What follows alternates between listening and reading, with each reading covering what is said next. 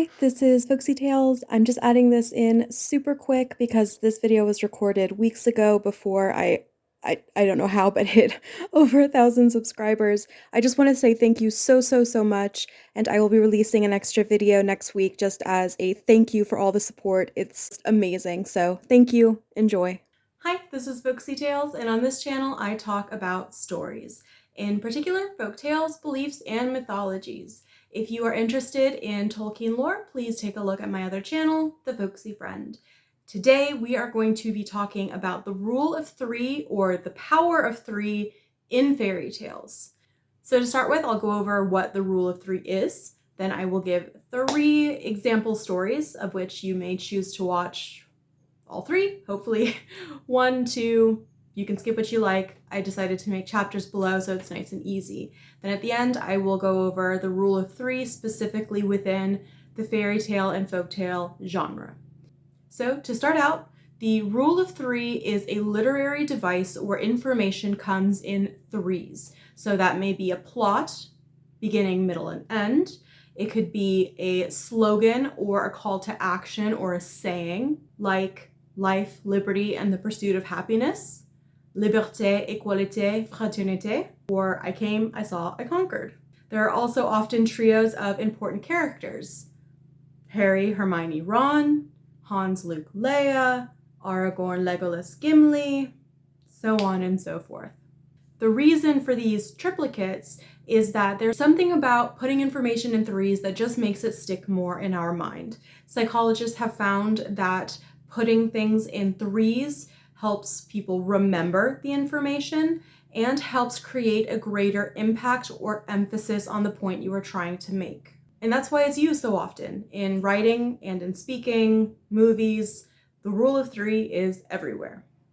Let's get into 3 examples that I have chosen where I think the rule of 3 really is pretty clear. It's hard to miss the 3s in these.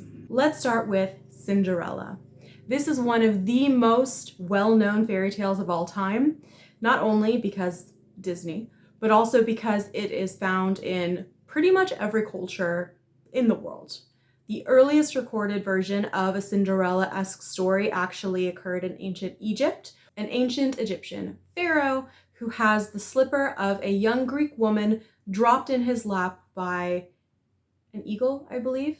A bird drops a slipper in his lap, and he is so amazed by this slipper that he goes on a search for who owns it. And they end up getting married.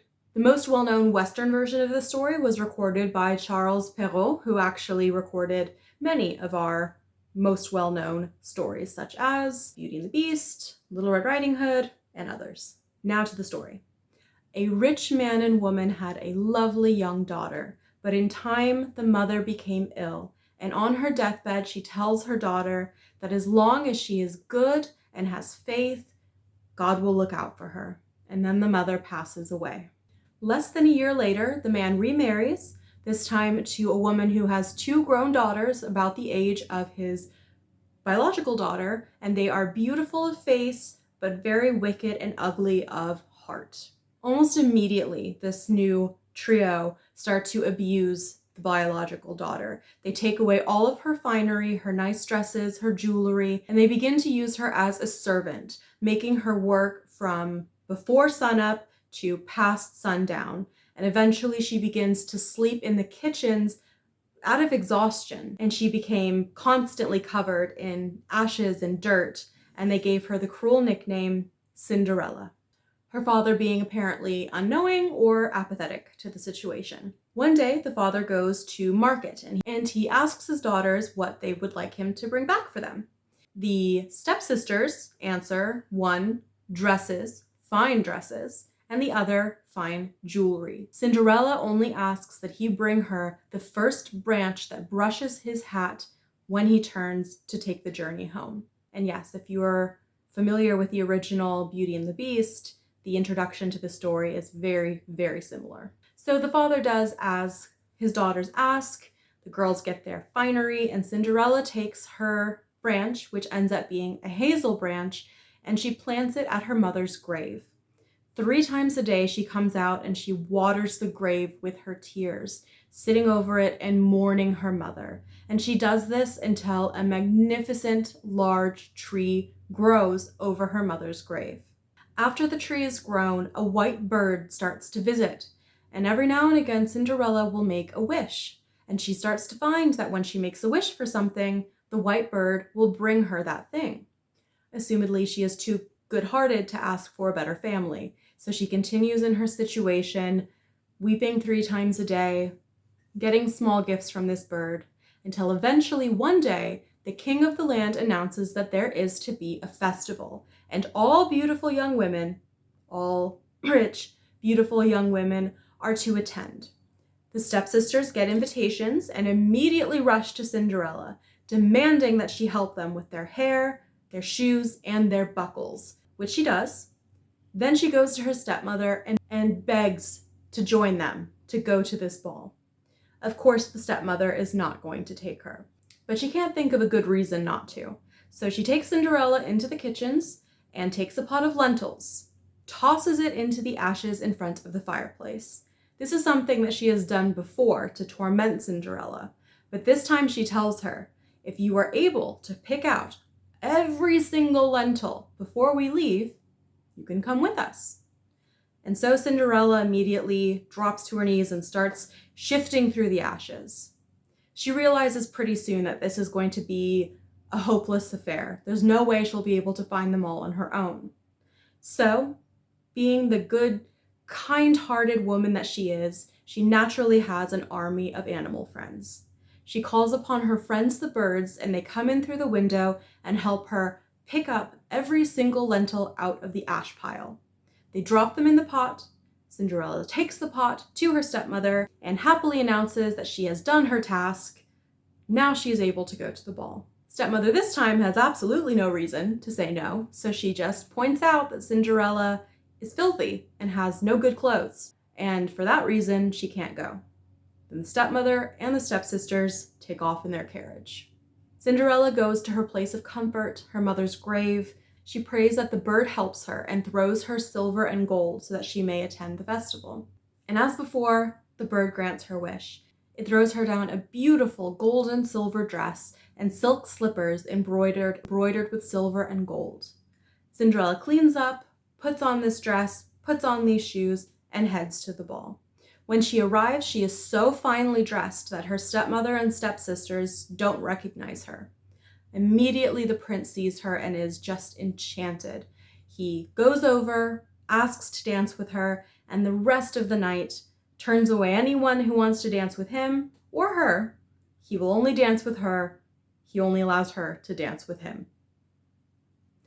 But when it's time for the ball to end and for Cinderella to return home, he plays the part of the gentleman, offering to escort her safely back to her home, with the intent of then finding out who her family is, who she is. She has not given her name. So Cinderella takes him back to her house, but before they can see anybody, she dives into the pigeon coop, dress and all. And instead of acting like a rational person and going in after her or calling for someone, the prince just stands there until eventually Cinderella's father comes and sees the prince and is amazed that the prince is in his home. And the prince describes the young woman he was with, saying that she has just dove into the pigeon coop. The father thinks to himself, that description sounds a lot like Cinderella, but it can't be her. So he does the, again, rational thing of taking an axe and chopping up the pigeon coop. To their amazement, there is no one inside. So the prince just goes home. The father goes to check on Cinderella, who he has found again by the fireplace in her normal, gray, grungy clothing, covered in soot. Thinks to himself, yeah, see, there she is. Couldn't have been her. Again, he's aware of her living conditions. The next night is part 2 of the ball. And once again, the mother and stepsisters go, and Cinderella goes to her tree. She wishes again for silver and gold so that she may attend the ball. This time the bird sends her down a dress even more magnificent than before, and beautiful silk slippers. She gets dressed, goes to the ball, and of course the prince is so happy to see her, and they only dance with one another. That night, he again asks to accompany her home. And when they arrive at her home, quick as she can, Cinderella climbs up a pear tree. How I wish Disney had kept the original parts of this story. She climbs up this pear tree, and the prince calls up to her, but she doesn't respond. Then, again, Cinderella's father comes, and the prince says, "The same woman, the one I was with yesterday, she's in your tree." Assumably they can't see her at this point. The father again thinks to himself, that really does sound like Cinderella, who he's describing. And he goes and gets that trusty axe and cuts down his pear tree. And to their amazement and to their shock, no one comes tumbling down out of the branches. So again, they go on their merry ways. Father checks, Cinderella's there, Prince returns to the castle. Now the third and final night of the ball. Prince, he really has to choose someone tonight, or at least find out the name of this mystery woman. So Cinderella goes and makes her wish again. This time, the bird sends down to her the most magnificent dress so far, and slippers that are made of pure gold. So she puts on her clothes, goes to the ball, and once again has a magnificent time. This time she assumably has run out of places to hide around her property, so she tries to just run away very quickly at the end of the ball instead of having the prince come back with her to the house he knows she lives in. But the prince is very clever. This time he's spread pitch, which is like tar, on the stairs of the palace. And so she gets stuck and one of her shoes comes off. Instead of staying, she decides to just cut her losses and run home.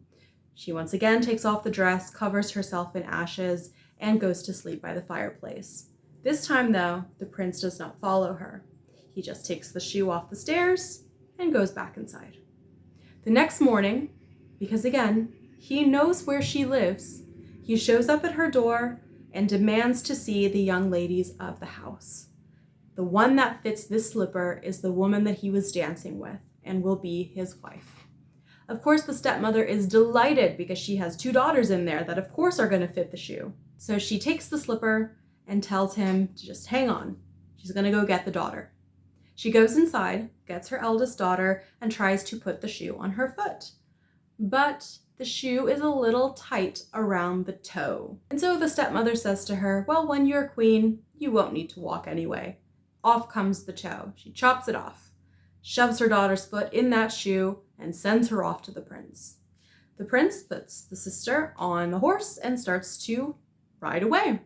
But as they pass Cinderella's mother's grave, the birds that are sitting there begin to sing. They begin to sing that there is blood dripping from the shoe. The bride is not true. The prince turns and looks, and sure enough, there is a trail of blood coming from his fiance's shoe. So he takes her back, demands the next one. This time the stepmother goes to her second daughter, whose heel is just a little too big to fit in that shoe. Once again, when you're queen, you're not going to have to walk. You don't need that heel. Don't even think about what happened to your sister not 2 minutes ago. It'll be fine. Stepmother chops off her other daughter's heel, shoves that foot in that shoe, and sends her off. Once again, the birds sing their little song, and the prince realizes that there is still fresh blood coming out of that shoe. This time he turns around, is a little more upset, and demands to know where that beautiful young woman really is. And so they have no choice but to present Cinderella. He puts her foot in the squishy shoe and then looks up into her face and immediately recognizes her as the woman that he was dancing with. And so he has found his true bride. He takes Cinderella on his horse and they leave her family's property. But this time as they pass the grave, the birds only sing out of joy. The day of Cinderella and the prince's wedding, the stepsisters show up hoping to capitalize on their lovely little sister's gains. They hope that they can get something out of her new marriage. And so they stand by her, linking arms, but as they go into the church, 2 little birds on Cinderella's shoulder plucks out 1 eye from each of them. And as they come out, the birds pluck out the other eye, blinding the stepsisters forever as punishment for their vanity and their cruelty. Cinderella, on the other hand, lives happily ever after. On to the queen bee, and this is one that I've loved since I was a child. This is one that was compiled by the brothers Grimm. Once upon a time, there was a kingdom with 3 princes. The elder 2 princes decide to go out into the world to see what it's all about, to try to make their own way. But they become blindsided by temptations and frivolity, and they don't come back. So their younger brother goes out after them, and when he finds his brothers, they mock him and berate him, saying that he never should have left the safety of the palace. He is not brave enough or manly enough to make it out in the real world. Nevertheless, he insists on staying by their side and continues to travel with them. One day as they're going along, they come across an anthill, and the older brothers want to stomp it just because. But the younger brother sees all these ants starting to run away, carrying their little larvae, and he feels bad. So he stops his brothers, saying that he will not allow them to do this. Soon after, they come across a pond where there are some ducks that are swimming. The older brothers want to shoot the ducks and then roast them for their lunch. But again, the younger brother sees little families of ducks and stops them. Then they come across a bee's nest, and the older brothers want to light a fire, allowing the smoke to drive out the bees so that they may steal the honey. Once again, the brother says, "No, you are not going to harm any creature. Let's keep moving on." Not long after, they come across a castle, and it's a strange, silent, eerie castle. They first come to the stables and see that all the horses in them are made of stone, and they can't see a single living person. So they go to explore. They go up and down the halls in every room they can find. They cannot find a single living person until finally, in the very last hallway they check, there's a single door. This door has 3 locks, but it also has a pane in which they can look through. When they look through this window, they see that there is a small gray man sitting on a table. Perplexed by this sight and the fact that this is an empty castle, the elder brother calls out, but the man doesn't turn. He calls out again. The man doesn't turn. When he calls out a 3rd time, the little gray man turns around, sees them there, comes and unlocks the door, and then asks the brothers if they are hungry. The princes say, "Yes, we are. Our young brother didn't let us eat those ducks or get that honey, so yes, we're very hungry." And the little gray man leads them to a magnificent feast, which they eat without question, then takes them to 3 beautifully made up rooms, which they decide to sleep in without question. The next morning, the little gray man goes to the eldest brother and tells him that there is a way to free this castle and all those within it from the curse that is keeping them trapped. He takes the eldest brother to the room from before, and on the stone table where he had been sitting are carved 3 tasks. He points out the first task, telling the prince that in the forest near the castle, underneath the moss, there are 1,000 of the princess's pearls hidden. This first task is to find each and every pearl before sunset. The brother decides that he will try to undertake these tasks, even though he is told that failure would turn him to stone. So the eldest prince goes out into the forest. He searches desperately, but only finds about 100 pearls before sunset, and he turns to stone. So the next day, the little gray man goes to the second brother, tells him the same story. He also agrees, and so the second brother sets out. He manages to find 200 pearls, but 200 is not 1,000, and at sunset, he turns to stone. Now the youngest brother goes out, and seeing now that he must do this, not only for the castle, but also to save his brothers. So he goes into the forest and pretty quickly becomes discouraged. He sees that this is an impossible task, so he sits down and begins to weep.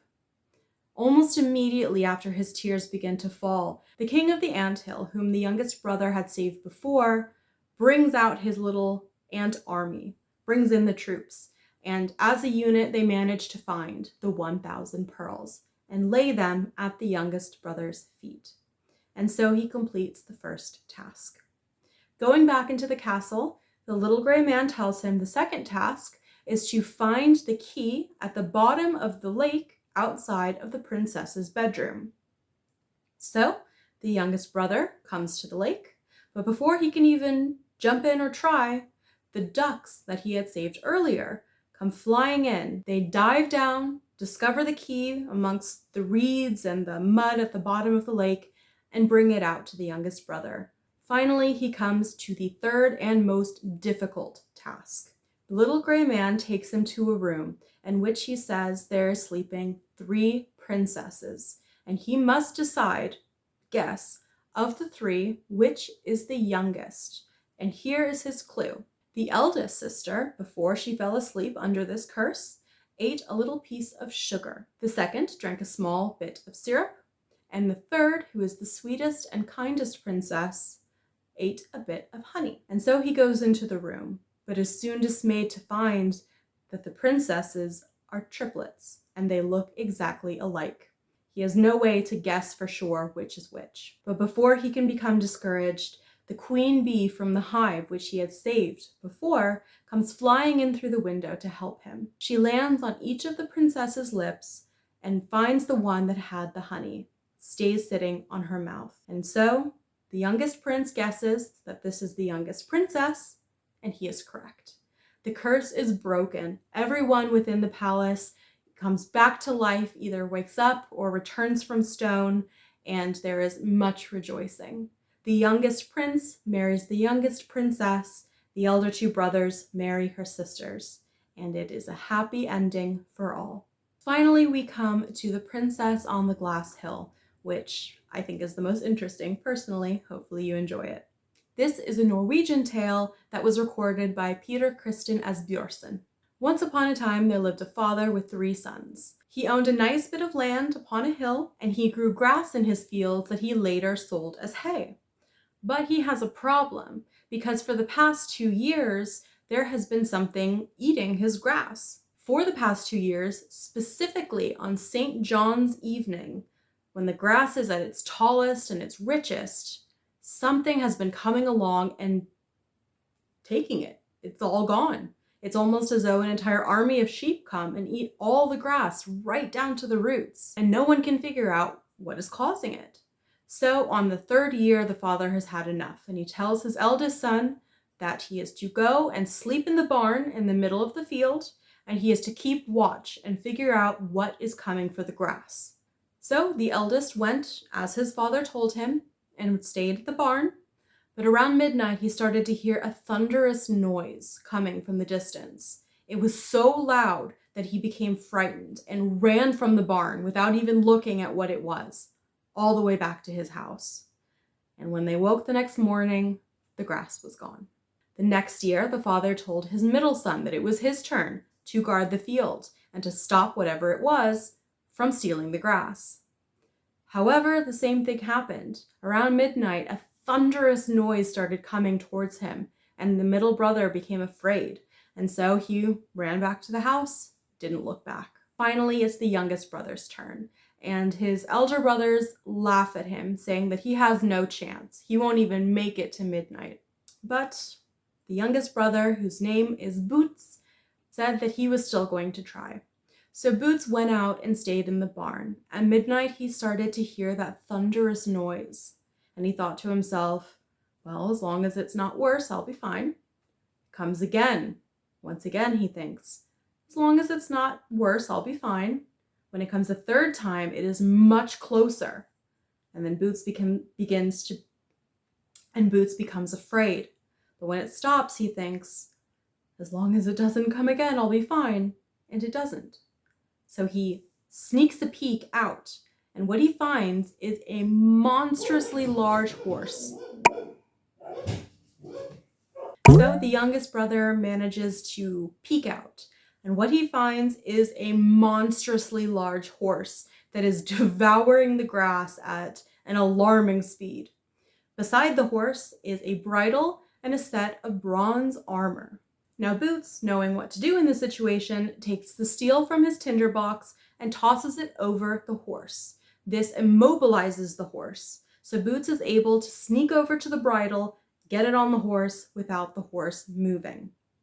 He then is able to control the horse, and he takes the armor and it rides it off to a secret place, and ties it up.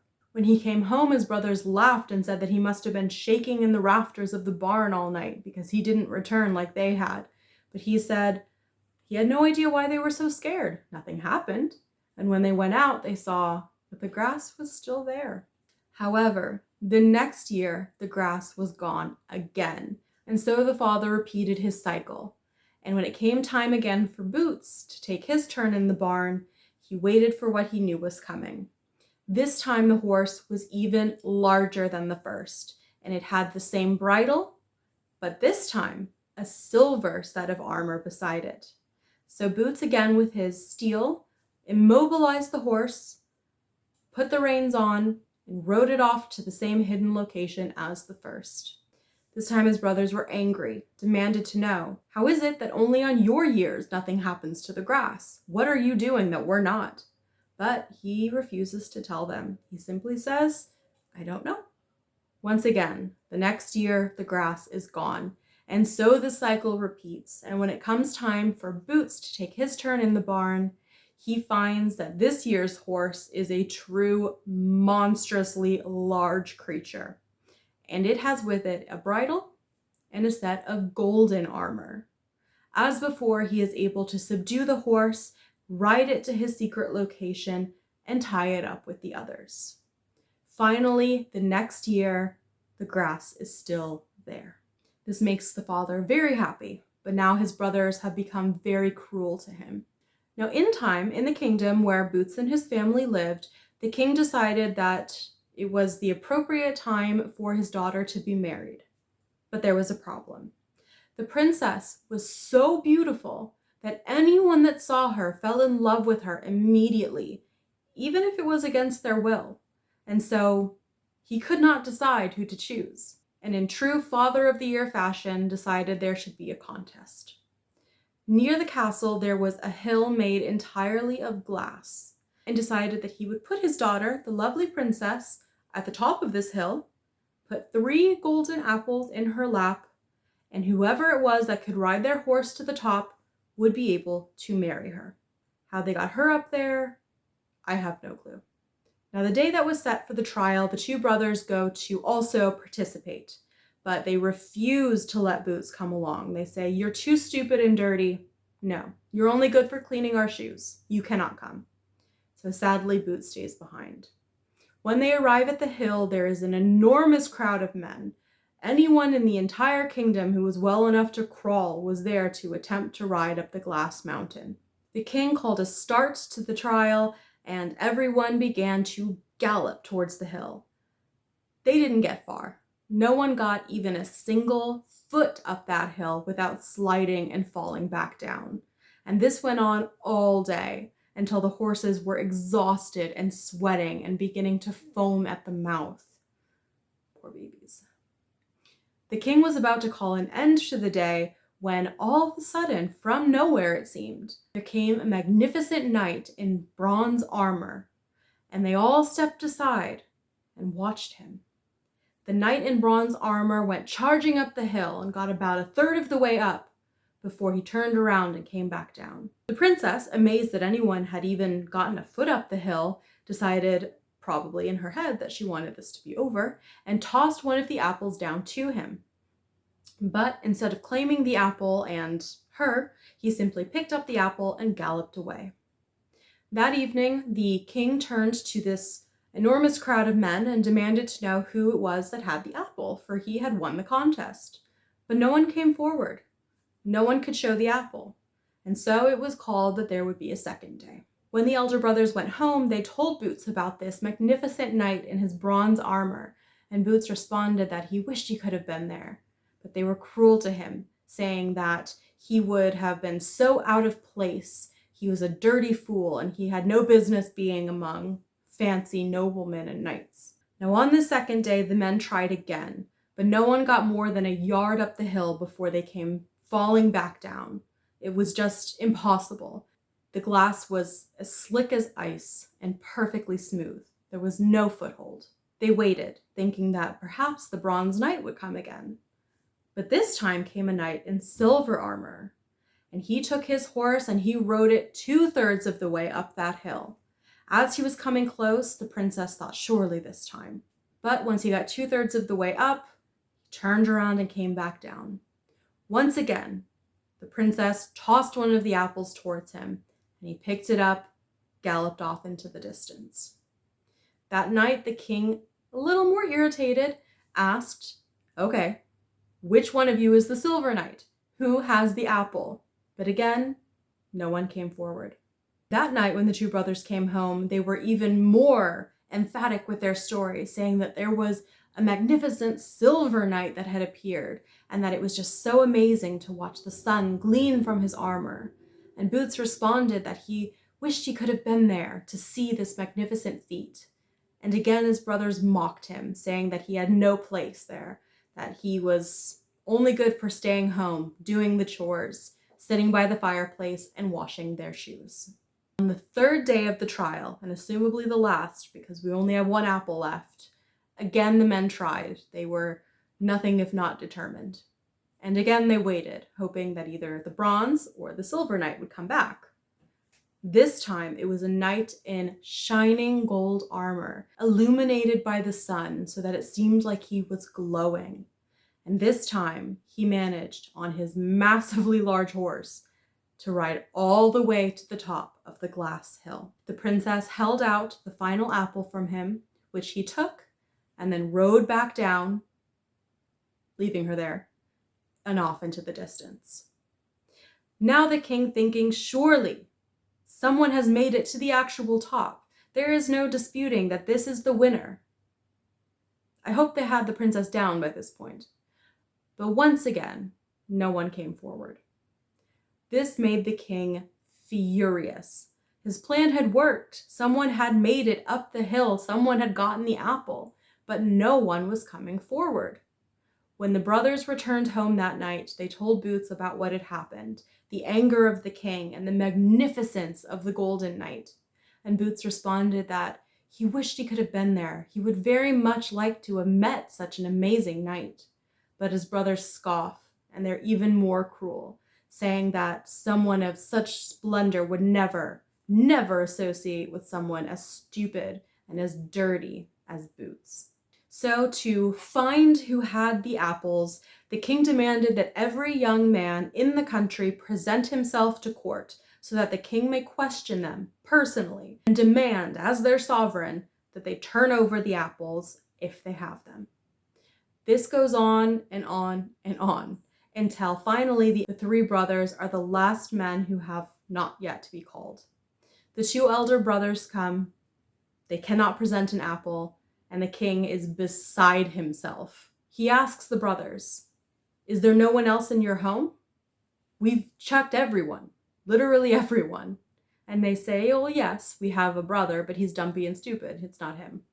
The king says, I will be the one to determine that. Bring your brother.